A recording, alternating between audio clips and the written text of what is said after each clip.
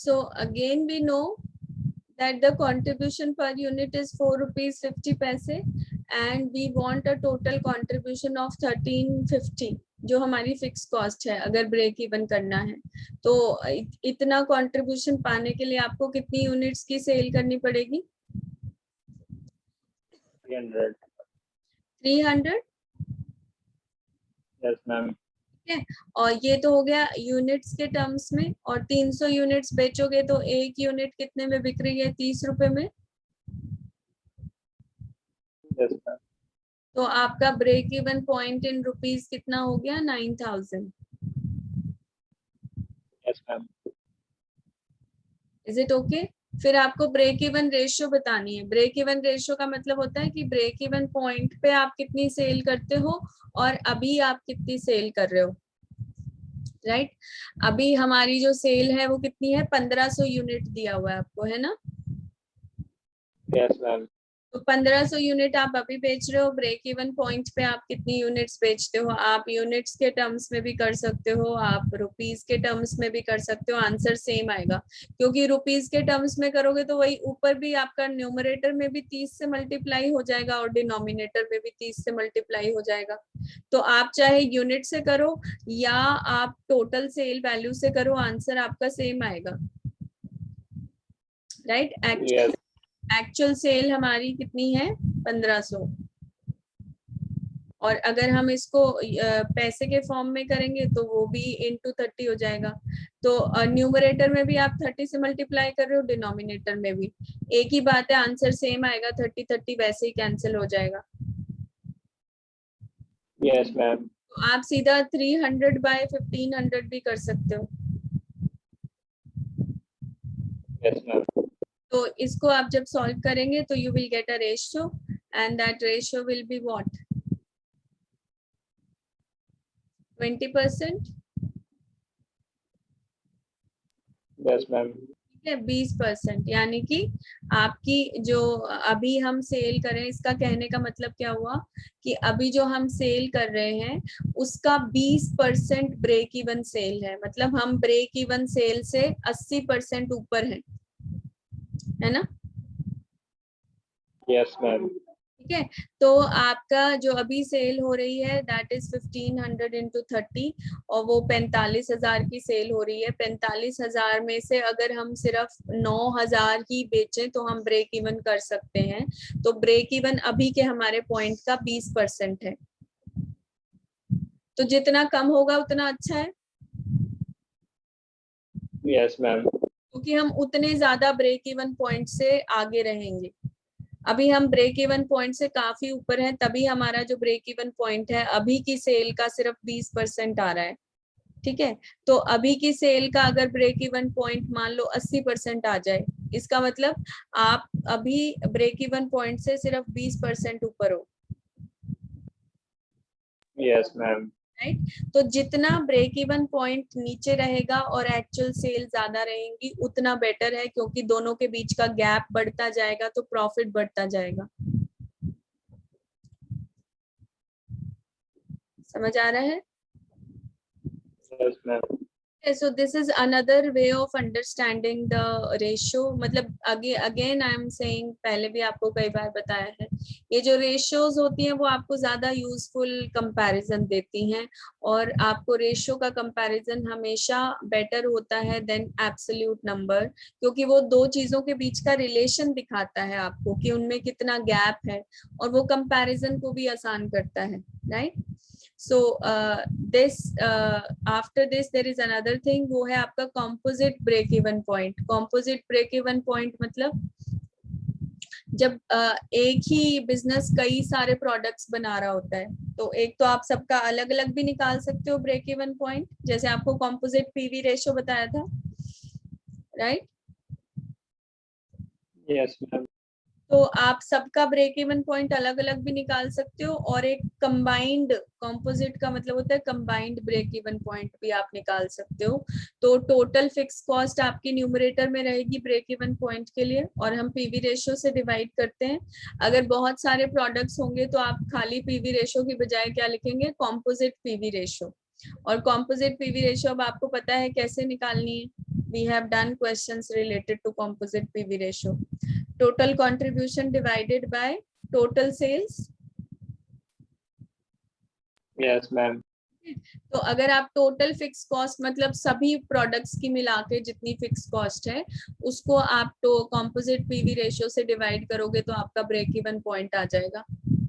या फिर अगर आप पीवी रेशियो नहीं निकालना चाहते तो simply total fix cost divided by total contribution into total sale भी कर सकते हो। इसका मतलब पीवी रेशियो ही होता है ना। Yes, ma'am. मतलब कहने का ये हो गया कि इतना कंट्रीब्यूशन पाने के लिए इतनी सेल करनी पड़ती है, तो इतना कंट्रीब्यूशन जो टोटल फिक्स कॉस्ट के बराबर कंट्रीब्यूशन पाने के लिए कितनी सेल करनी पड़ेगी, तो that will give you the composite break even point. Yes, ma'am. ये एक एग्जांपल है आपका इससे रिलेटेड यहाँ पर। A manufacturer produces 3 products X, Y and Z. The data of cost and sales of these products are as follows. The selling price per unit is given to you, variable cost per unit is given to you. So percentage of rupee sales volume 20%, 40% and 40%. So now the capacity of manufacturer is 15 lakhs. Annual fixed cost is 2,30,000. Find out the composite break-even point from the above information. ठीक है। So what you have to do here, 3 products हैं अब हमारे पास, ठीक है, और तीनों के आपको selling price per unit, variable cost per unit दिया हुआ है। तो आप जो है you can calculate this PV ratio. PV ratio तीनों का निकालने के लिए आप कंट्रीब्यूशन कैसे निकालेंगे, 4 - 3, 5 - 4 and 8 - 6, that will give you the contribution per unit. Sale value आपके पास है ही 4, 5, 8. Contribution per unit divided by selling price per unit will give you the PV ratio. है ना। Yes. पीवी रेशियो आ गई आपके पास, और फिर परसेंटेज ऑफ सेल वॉल्यूम है, मतलब टोटल सेल में X का 20% है, Y का 40% है और Z का 40% है। तो पीवी रेशियो को आप परसेंटेज से मल्टीप्लाई करोगे तो 20% इंटू 25%, ये मतलब ये पीवी रेशियो जरूर है, लेकिन इस प्रोडक्ट का टोटल सेल में 20% हिस्सा है, तो हम इस पीवी रेशियो का भी 20% हिस्सा लेंगे उसमें। फिर ऐसे दूसरे का 40% है तो उसको 40% लेंगे। देन ऐसे करके जो फाइनल वैल्यू आएंगी इन तीनों को ऐड कर देंगे। So that will be the composite PV ratio, right. Yes, ma'am. Composite PV ratio आ गई आपके पास 23%। टोटल फिक्स कॉस्ट आपको पता है 2,30,000 है, तो 2,30,000 divided by the composite PV ratio 23%, so that will give you 10 lakh. तो कंपोजिट ब्रेक इवन पॉइंट जो है आपका 10 लाख है। टोटल मिला के जब आप तीनों प्रोडक्ट्स की 10 लाख की सेल करोगे तब आपका ब्रेक इवन होगा। और ये अंडरस्टूड है कि 10 लाख में से फिर 20% X की होगी, 40% Y और Z की होगी। 10 लाख अगर हम टोटल सेल कर रहे हैं मतलब उसमें सेल में 20% X का हिस्सा है, तो 10 लाख में से 2 लाख रुपए की सेल X की होगी और 4 लाख की सेल Y और Z की होगी, राइट। Yes, ma'am. ठीक है, तो ये इस तरह से आपका होगा। Then there is another calculation related to cash break even point. Cash break even point means what? It is that volume of sales when cash realization through sales will be equal to immediate cash liabilities, right? While calculating this break-even point, only those items of cost and revenue are considered which involve cash flows. Thus, while non-cash items like depreciation is excluded from fixed cost, immediate cash liabilities like installment of loan due are included in it. In other words, cash break-even point is the point of sales which ensures the recovery of not only total cost only cash items, but also the payment of debt services, the principal plus interest, right?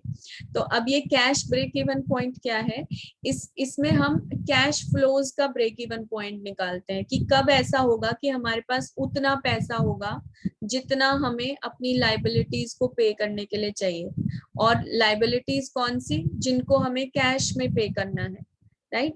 तो जो liabilities cash में पे नहीं होती या जो खर्चे cash में पे नहीं होते, उनके लिए तो कैश की जरूरत नहीं होती। जैसे डेप्रिसिएशन लिखते हैं हम, क्या डेप्रिसिएशन के लिए हमें कैश की जरूरत होती है?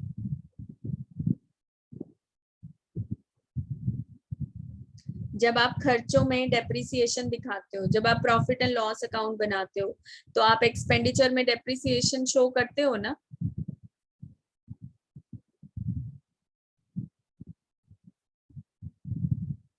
डेप्रिसिएशन शो करते हो या नहीं?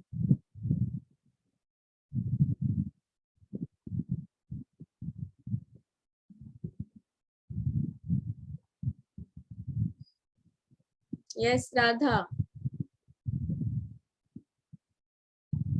डेप्रिसिएशन शो करते हैं एक्सपेंडिचर में?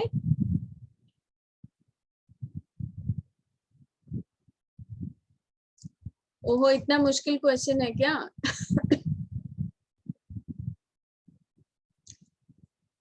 I'm asking you a very simple question. When we make a profit and loss account, तो हम एक्सपेंडिचर में डेप्रिसिएशन शो करते हैं या नहीं करते?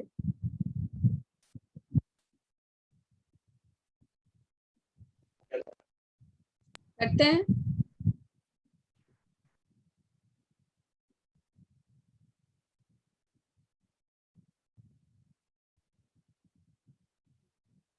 Yes.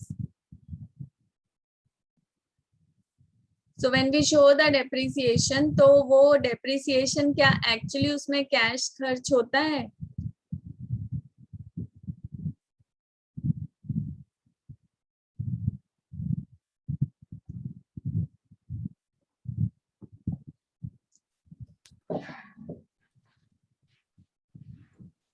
क्वेश्चन रिपीट कर देना।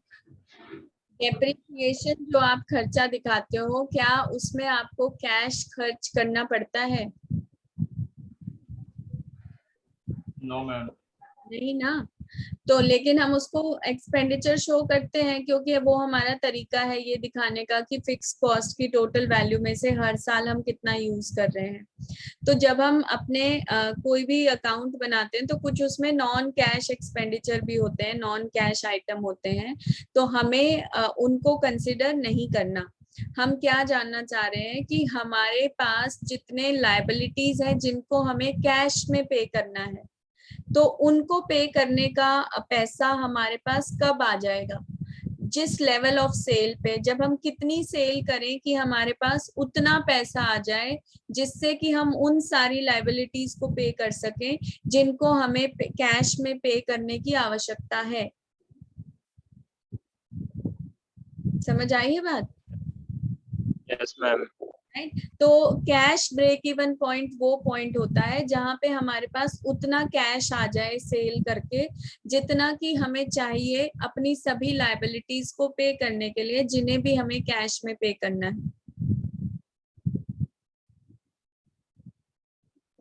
Yes, ma'am.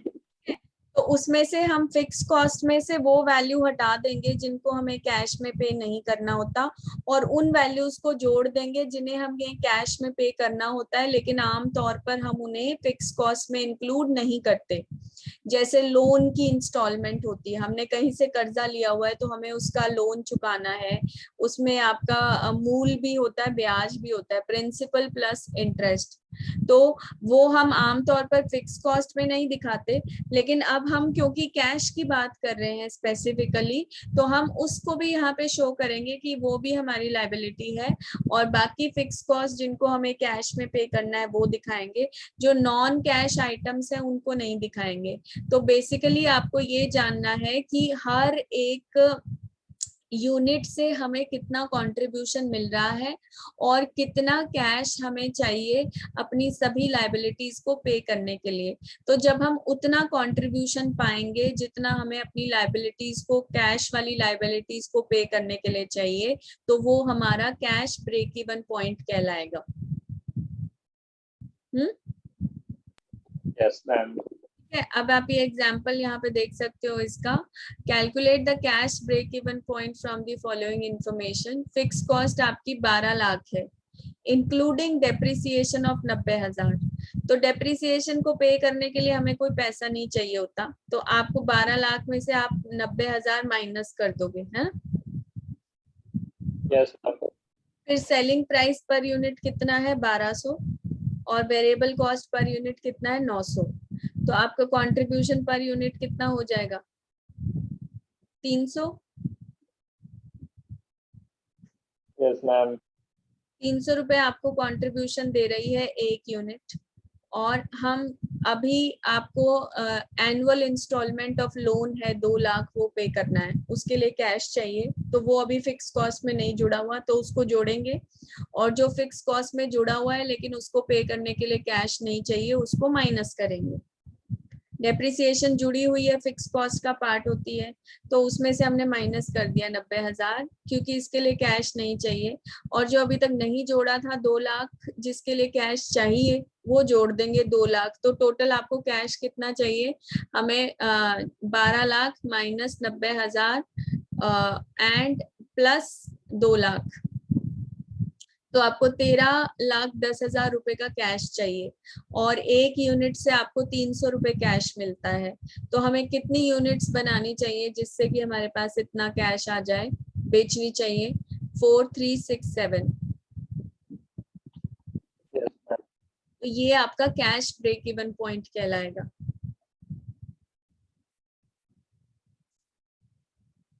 फिर आपका इनकम ब्रेक इवन पॉइंट है। What is this income break even point? When a certain fixed amount required for distribution of dividend is also adjusted with cash break-even point, it becomes the income break-even point. It is calculated as follows. पहले आपको वैसे ही करना है जैसे अभी हमने किया था। प्लस एक चीज और आपको करनी है कि अब हमें उतना पैसा चाहिए जिससे कि हमारे खर्चे भी पूरे हो जाएं, और साथ में कुछ पैसा हमें डिविडेंड देना है जो अपने शेयर होल्डर्स को, वो उतना पैसा भी हमारे पास बच जाए। ठीक है, तो खर्चे पूरे करने जितना पैसा भी आना चाहिए, जो कैश के खर्चे हैं वो सारा पैसा आना चाहिए, प्लस जितना डिविडेंड पे करने के लिए चाहिए हमें शेयर होल्डर्स को, वो पैसा भी आना चाहिए। तो जब इतना पैसा आ जाएगा उसको हम इनकम ब्रेक इवन पॉइंट कहेंगे। ठीक है, तो एक स्टेप और ऐड हो जाएगा इसमें, जैसे आपका क्वेश्चन नंबर 64 है ये।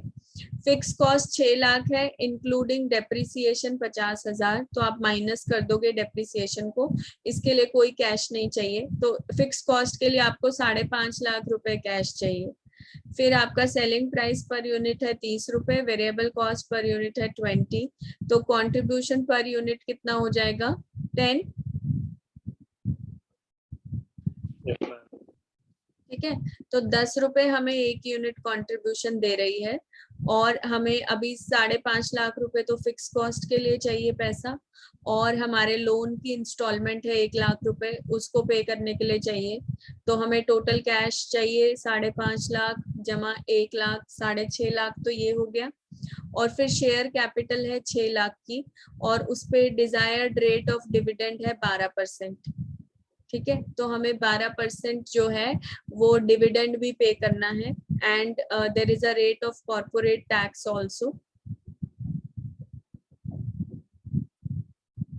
तो आपको ये यहाँ पे share capital of the company is 6 lakhs and the desirable rate of return is 12%, तो 72,000 आपको डिविडेंड के लिए चाहिए।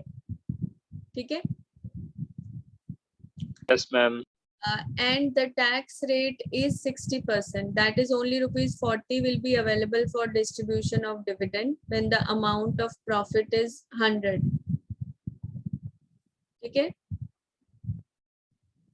Yes, ma'am. तो अगर आपका 100 रुपए बचता है तो आप अगर आपको 100 रुपए मिलेंगे तो उसमें से 60 रुपए तो आपको टैक्स ही चला जाएगा, सिर्फ 40 रुपए बचेंगे आपके डिविडेंड पे करने के लिए, है ना। Yes, ma'am. तो आपको फिर एक्स्ट्रा पैसा भी चाहिए होगा ये वाला, मतलब अगर हम चाहते हैं कि हमारे पास 72,000 रुपए बचे, तो उसके लिए आपको 1,80,000 रुपए चाहिए होंगे, ताकि उसमें से टैक्स निकालने के बाद फिर आपके पास 72,000 बच जाए। Yes, ma'am. ठीक है, तो इसका क्या मतलब है कि अब टोटल मिला के हमें उतना पैसा चाहिए।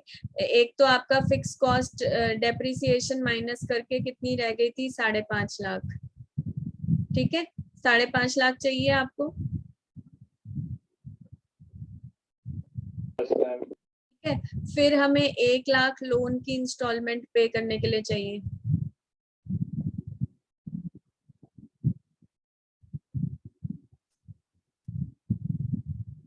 और हमें डिविडेंड भी पे करना है 72,000 का, लेकिन 72,000 का जो हम डिविडेंड पे करते हैं, तो उस डिविडेंड, वो जो डिविडेंड है उसके ऊपर हमें टैक्स भी देना पड़ता है। हमें टैक्स कितना देना पड़ता है, 60%। यस और नो।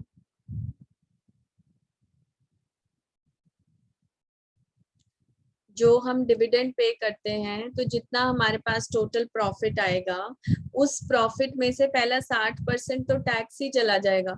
तो जो 40%, अगर आपको 40 रुपए का डिविडेंड देना है तो आपको 100 रुपए की अर्निंग चाहिए।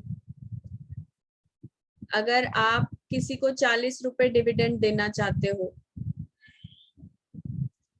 तो आपको टोटल जो अर्निंग चाहिए, मतलब पैसा मेरे पास कितना होना चाहिए, मेरे पास 100 रुपए होने चाहिए। क्यों? क्योंकि 100, मेरे को 60 रुपए तो उस पे टैक्स देना पड़ेगा। Yes, have you understood this thing?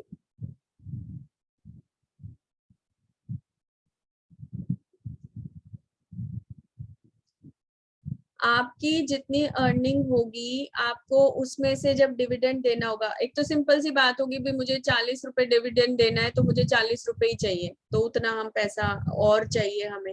लेकिन अब 40 नहीं, बल्कि आपको 100 रुपए चाहिए, क्योंकि आपका 60% जो है, 100 में से 60 तो टैक्स चला जाता है, तब जाके कहीं 40 रुपए बचते हैं डिविडेंड पे करने के लिए।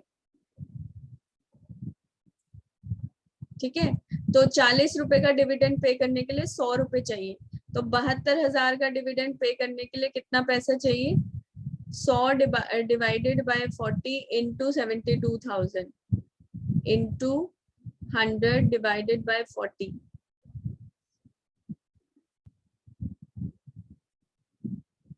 मतलब किसी वैल्यू का 40% अगर 72,000 है, तो टोटल कितना होगा, तो टोटल हमें जो पैसा चाहिए होगा वो होगा 1,80,000। तो उस 1,80,000 में से 60% तो टैक्स में चला जाएगा, और फिर जो बचेगा 72,000, उससे हम डिविडेंड पे करेंगे।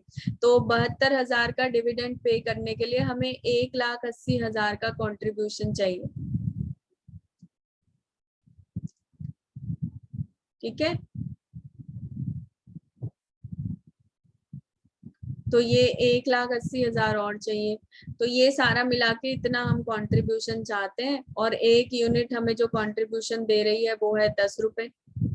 तो इसके हिसाब से हमें 83,000 यूनिट्स बेचनी पड़ेंगी, अगर हम उतना पैसा चाहते हैं, जिससे कि हमारे सारी लाइबिलिटीज भी पे हो जाए, और डिविडेंड को पे करने के लिए भी हमारे पास 72,000 बच जाए।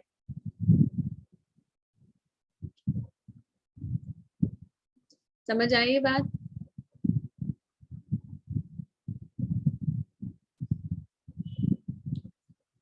Have you followed this thing?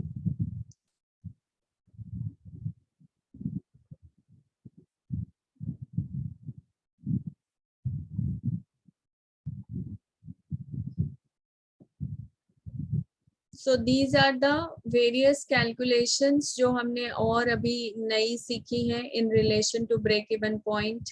break even capacity break even point हो सकता है आपका, break even ratio आपसे पूछा जा सकता है, cash break even point, income break even point, right, and the composite break even point.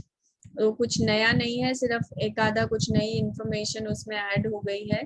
Now one last thing is this graphical method of break even chart भी इसको बोलते हैं. तो ब्रेक इवन पॉइंट एक तो हम अभी फॉर्मूले के थ्रू या यूनिटरी मेथड लगा के कैलकुलेट करते हैं. ब्रेक इवन पॉइंट निकालने का एक और भी तरीका है, वो है आपका ग्राफिकल मेथड. जब आप ग्राफ बनाते हो तो जैसे ग्राफ पेपर होता है पूरा आपका, तो हम उस पे प्लॉट करते हैं. तो उसमें आप जो है जब आप प्लॉट करेंगे तो you can get one point जहां पर आपका जो टोटल कॉस्ट आपकी will be equal to the total sale value. तो कुछ भी आपका प्रॉफिट या लॉस नहीं होगा. तो जब आप उस पॉइंट से नीचे लेकर आएंगे एक्स एक्सिस के ऊपर, तो आपका ब्रेक इवन पॉइंट आपको समझ में आएगा. ठीक है, तो ग्राफ के थ्रू भी हम ब्रेक इवन पॉइंट कैलकुलेट कर सकते हैं. That is the graphical method. ये यहाँ पे आपको दिखाया हुआ है. जैसे कोई भी आप वैल्यू ले लो, यहाँ पे आपको ये टेबल दिया हुआ है, ब्रेक इवन टेबल. तो यहाँ पे है ये illustration number 65. On the basis of following information calculate the break even point in units and construct the break even chart. तो ब्रेक इवन पॉइंट अगर आपको निकालना है, फिक्स कॉस्ट चाहिए होती है, पीवी रेशियो चाहिए होती है, या कंट्रीब्यूशन पर यूनिट कह सकते हो आप. तो कंट्रीब्यूशन पर यूनिट आपका 4 रुपए है. तो जब आप इसको डिवाइड करेंगे तो आपको पता चलेगा कि 10,000 यूनिट्स वो लेवल है जहां पर हम ब्रेक इवन करते हैं. 10,000 यूनिट अगर हम बनाते हैं तो ब्रेक इवन हो जाएगा.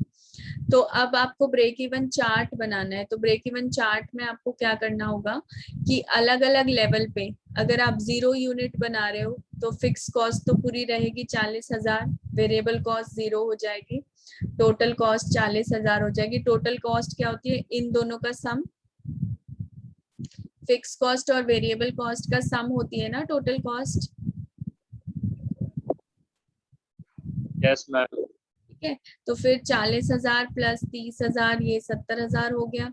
फिर 40,000 प्लस 60,000 ये 1 लाख हो गया. ऐसे करते करते आपकी ये सारी जो है ये टोटल कॉस्ट अलग अलग लेवल पे आप निकाल के देख सकते हो अपने आप, कोई भी वैल्यू लेके. तो जैसे यहाँ पे 0 5,000 लिया है, आप 6,000 भी ले सकते हो, 7,000 भी ले सकते हो. कोई भी आप वैल्यू लोगे तो आपको एक यहाँ से ऐसे टेबल बनता जाएगा जहाँ पे हर लेवल पे आपकी कॉस्ट आती जाएगी और सेल्स रेवेन्यू आता जाएगा. क्योंकि सेलिंग प्राइस पर यूनिट तो आपको पता ही है, तो आप जितनी यूनिट बेचोगे उससे मल्टीप्लाई करते जाओ तो सेल्स वैल्यू आ जाएगी. सो जब आप इसको ग्राफ पे प्लॉट करोगे तो ये ऐसे नजर आएगा. जब आप इसका ग्राफ बनाओगे तो हम एक्स एक्सिस पे क्या ले रहे हैं, प्रोडक्शन या फिर सेल. क्योंकि हम स्टॉक को इग्नोर कर रहे हैं, हम ये मान रहे हैं कि जितना बनाया वो सारा बेच दिया है ना. Yes ma'am. तो इसका मतलब जो प्रोडक्शन और सेल है उसको हम एक्स एक्सिस पे ले रहे हैं, और जो आपकी बाकी वैल्यूज हैं, total cost, total fix cost, variable cost और रेवेन्यू, बेचकर जो पैसा आएगा, वो सारा आप कहाँ पे ले रहे हो, ऑन द वाई एक्सिस. ये कॉस्ट, सेल्स, सेल्स रेवेन्यू, ये हम यहाँ ले रहे हैं वाई एक्सिस पे. तो अभी जो हमने पहला पॉइंट यहाँ पे लिखा था, अगर हम उसे प्लॉट करें, पहला पॉइंट है 0 unit, fix cost 40 and variable cost 0, total cost 40. तो अब आप 0 यूनिट पे आइए. 0 यूनिट ये वाला पॉइंट है जहाँ पे आप कुछ भी प्रोडक्शन नहीं कर रहे. कुछ भी प्रोडक्शन ना करने पर भी आपकी जो फिक्स कॉस्ट है वो तो लगी रहेगी ना. Yes ma'am. ये हमारी फिक्स कॉस्ट है 40, जो 40,000 यहाँ पे दिया हुआ था. तो ये थाउजेंड्स में लिखा हुआ है सारी वैल्यू यहाँ पे. तो 40 का मतलब है 40,000. तो 40,000 फिक्स कॉस्ट अभी भी है, और फिर टोटल कॉस्ट भी उतनी है, क्योंकि टोटल कॉस्ट भी तो फिक्स कॉस्ट और वेरिएबल कॉस्ट का सम होता है. तो वेरिएबल कॉस्ट अगर बेशक 0 है तो भी आपकी टोटल कॉस्ट तो 0 प्लस 40,000 हो जाएगी ना. Yes, ma'am. ठीक है, तो यहाँ से यहीं से आपका टोटल कॉस्ट का कर्व शुरू होगा 40,000 से, और फिर जब आप धीरे धीरे और प्रोडक्शन करोगे, जैसे 5,000 में आए, तो आपने अगर 5,000 यूनिट्स बनाई तो उस वक्त भी आपकी जो फिक्स कॉस्ट है वो 40,000 ही रहेगी, तो फिक्स कॉस्ट यहाँ पे आएगी। वेरिएबल कॉस्ट आपकी थोड़ी इसके ऊपर है, जो वेरिएबल कॉस्ट कर्व है ये वाला है, और फिक्स कॉस्ट और वेरिएबल कॉस्ट का जो सम है वो ये वाली लाइन है जो ऐसे जा रही है आपकी। So I will just try to show it in a different colour. ये वाली जो मैं आपको रेड में दिखा रही हूँ, this is your total cost.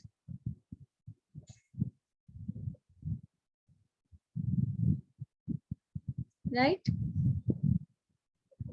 Yes, ma'am.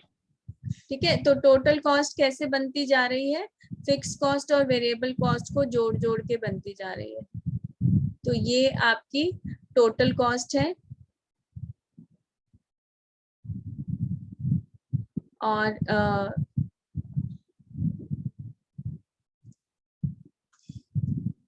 ये वाली आपकी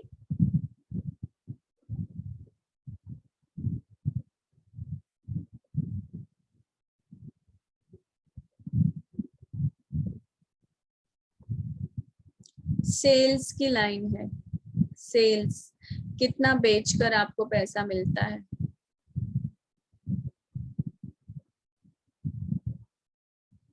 वेरिएबल कॉस्ट उन्होंने प्लॉट नहीं किया है, वेरिएबल कॉस्ट की लाइन भी आप चाहें तो प्लॉट कर सकते हैं, just to avoid confusion. Variable cost की लाइन प्लॉट नहीं की गई है, लेकिन ये अंडरस्टूड है कि इन दोनों में जो भी डिफरेंस आ रहा है, ये वाली आपकी फिक्स कॉस्ट की लाइन है ना, जो हॉरिजॉन्टल लाइन होती है वो फिक्स कॉस्ट होती है।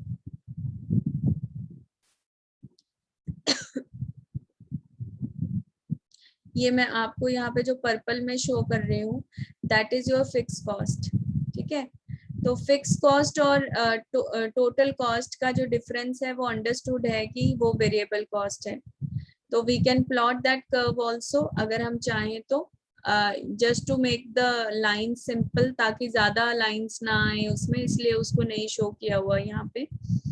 सो दिस एरिया जो आपका ये वाला सारा जो डिफरेंस आप देख रहे हो, ये टोटल कॉस्ट और फिक्स कॉस्ट के बीच का जो डिफरेंस है वो बढ़ता जा रहा है ना। Yes, ma'am. तो ये जो डिफरेंस है ये सारा क्या है, ये वेरिएबल कॉस्ट है, कि आप ज्यादा प्रोडक्शन करोगे तो ज्यादा वेरिएबल कॉस्ट आएगी। राइट, सो ये नीचे वाला पोर्शन इधर एक्सटेंड हो गया है, दिस इज नॉट जो आपका वेरिएबल कॉस्ट है, दैट विल बी इन दोनों का डिफरेंस। फिक्स कॉस्ट और टोटल कॉस्ट के बीच का जो अंतर है वो वेरिएबल कॉस्ट को शो कर रहा है। ठीक है, तो अब इस तरह से जब हमारा ग्राफ नजर आएगा, जब आप इसको प्लॉट करोगे, तो एक पॉइंट ऐसा आएगा जहां पर आपकी ये दोनों लाइंस इंटरसेक्ट करेंगी।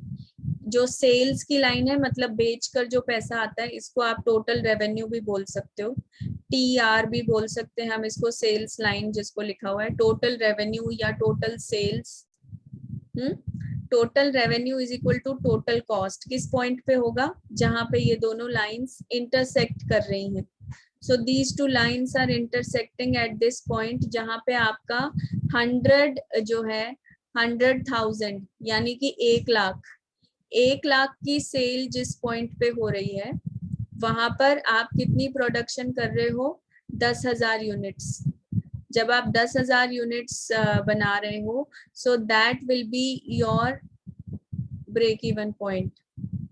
तो जहाँ पे ये दोनों इंटरसेक्ट कर जाएं, वहां से आप ड्रॉ करिए दो लाइंस, एक जो एक्स एक्सिस पे जाती है तो वो आपको प्रोडक्शन बताएगी, और एक जो वाई एक्सिस पे जाती है तो वो आपको सेल्स कितनी है उस लेवल पे वो बताएगी। Is it okay? Okay, ma'am. ठीक है, और ये जो आपका ब्रेक इवन पॉइंट है, जब आप इससे ऊपर, इसके नीचे आप देखो तो रेड लाइन ज्यादा है और ग्रीन लाइन उसके नीचे है, मतलब हमारी कॉस्ट ज्यादा है और रेवेन्यू कम है। और अगर आप इस पॉइंट के ऊपर जाएंगे तो ग्रीन लाइन ऊपर चली गई है, रेवेन्यू ऊपर चला गया है और कॉस्ट कम है। तो इन दोनों के बीच का जो ये मार्जिन है, that is your entire profit. तभी हम कहते हैं कि जितना हम इससे ज्यादा रहेंगे, ब्रेक इवन पॉइंट से ऊपर जब हम जाएंगे तो हमारा प्रॉफिट बढ़ता जाएगा। तो ये जो ऑरेंज कलर का ट्रायंगल आपको यहाँ बन रहा है, that triangle shows the profit, right? ठीक है। Yes, ma'am. And then we can also show the margin of safety. Margin of safety का मतलब है कि ये जो break even point sales है, अगर आप इससे ज्यादा सेल करेंगे तो that will show you the margin of safety.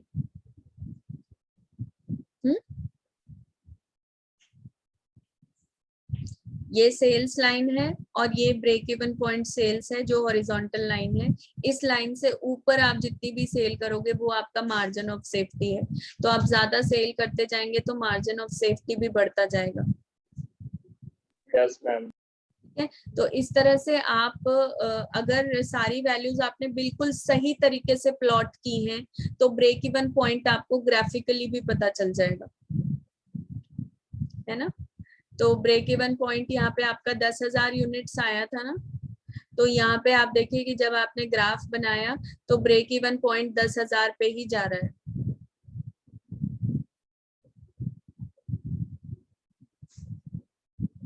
ठीक है, Yes, ma'am. तो इस तरह से आप ग्राफिकली भी ब्रेक इवन पॉइंट बना सकते हो। From the following information ascertain the break even point and verify your answer graphically. तो ये इंटरेस्टिंग भी होगा आपके लिए, I think you people should try. और आप ग्राफ पेपर बेशक आपके पास ना हो तो आप स्केल से बना लीजिए, उससे भी आपका आंसर एग्जैक्ट आएगा स्केल से। लेकिन प्लॉट करते वक्त ऐसे नहीं करना कि एक के बीच में तो इतना ज्यादा गैप कर दिया, दूसरे में थोड़ा सा। अगर आप बराबर बराबर गैप करते हुए चलोगे, इक्वल अगर आप जैसे स्केल से बनाते हो तो आपका बिल्कुल एग्जैक्ट आंसर आएगा। तो पहले आप उसको फॉर्मूला से निकालेंगे और फिर उसको आपने ग्राफिकली वेरीफाई करना है। आ सकता है ऐसा क्वेश्चन भी। Now I don't know what kind of paper they are going to set. Easy बनाने के लिए हो सकता है ऐसा ही कोई क्वेश्चन दे दे। So you have to be prepared for this also. और ये बहुत ही सिंपल और इंटरेस्टिंग है, इससे आपकी अंडरस्टैंडिंग भी बढ़ती है। Because when you see a picture तो आपका माइंड उसको ज्यादा जल्दी समझता है as compared to numbers, right? तो इसको आप प्लॉट करके जब देखेंगे, पहले तो आप वैसे आंसर निकालना, उस पे आपका 2.5 लाख आएगा। And then you plot it here, तो आप यहाँ देखेंगे कि इधर भी आपका ये सेल्स जो है, जब आप यहाँ ब्रेक इवन पॉइंट से यहाँ लेके जाओगे तो वो 2.5 लाख आएंगी। और जो इस तरह से आपकी नंबर ऑफ यूनिट्स यहाँ पे शो होगी और sale value X Y axis पे। ठीक है, ट्राई दिस। Yes, ma'am. एक लास्ट आपका यहाँ पे है, this angle is angle of incidence. So maybe this can come as a 2 marks question. There is a possibility. This angle is shown by the graphic presentation. Angle of incidence क्या होता है? ये जो angle बनता है इन दोनों के बीच में, सेल्स लाइन के बीच में और कॉस्ट लाइन के बीच में जो एंगल बनता है, यानी कि टोटल सेल्स और टोटल रेवेन्यू की लाइन के बीच में जो एंगल बनता है, when they intersect at the break even point, उसके बाद जो एंगल उस पे बनता है, that is the angle of incidence. तो आप क्या चाहेंगे, एंगल ऑफ इंसिडेंस लार्ज होना चाहिए या स्मॉल?